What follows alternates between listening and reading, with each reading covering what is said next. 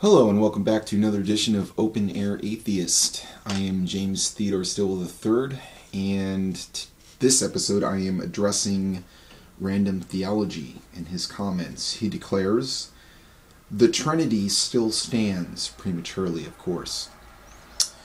This is a plausible answer that is consistent with Scripture, and it demonstrates there is no contradiction. I suggest you study this out. Dr. Greg, I am presuming that you are referring to Dr. Greg Bonson, gives a good presentation in his lectures on Christology.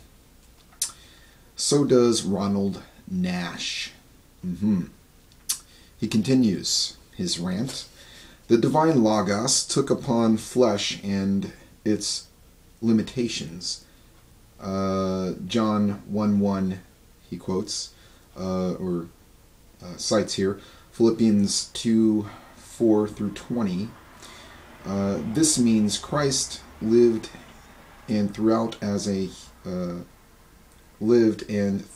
human, but he was not a mere human, for he was omniscient as God.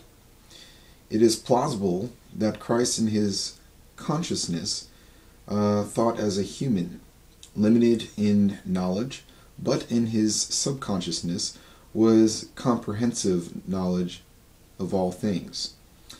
This explains how he can both know everything and not know everything at the same time. Curious, did he have access to this subconscious knowledge? Could he just choose to know whatever he wants to know for whatever particular situation? In which case, in order to choose to know what he wants to know, wouldn't he have to know what he doesn't know in order not to know it? Where was I at the same time? First, you must understand that the Old Testament does in fact teach God is triune. Isaiah 44:6, chapter 48, Genesis 19:24, Psalm 45:6 through 7. Secondly, the hypostatic union of Christ explains how Christ can both fear God and be God at the same time, or how Christ can be both omniscient as God and ignorant as man. That's awesome. You see, your problem here, first, you're quoting from the New Testament, and it's a really good comment here. It's a really good explanation. It's scholarly, definitely. I'm well pleased.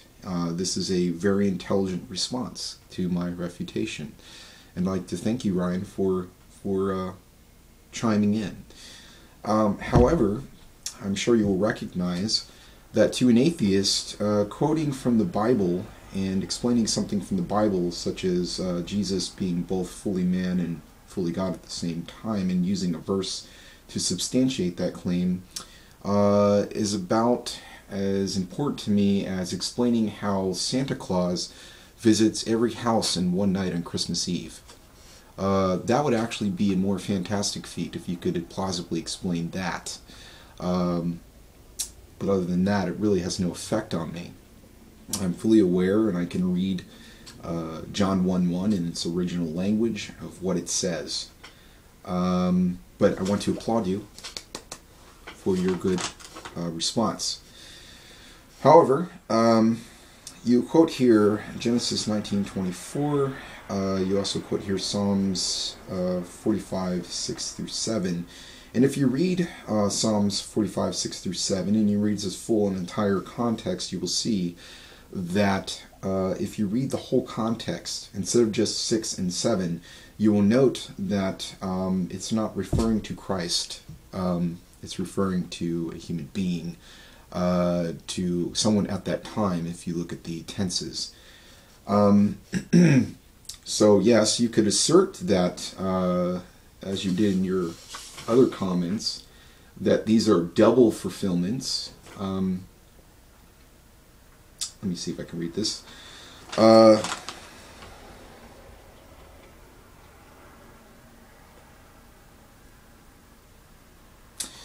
This is seen in the consistency of determination and freedom. God determines man's choices, but they are free because man does what he most wants to do. David freely wrote what he wanted about himself, and God determined to use it in application to both David and those that would read it to know of the Messiah.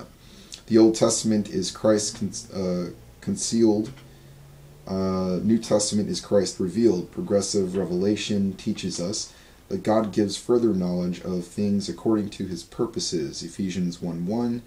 God did not give us an impractical book that speaks of future things that have no application to those during the time of his word. I should have put during the time that his word was written.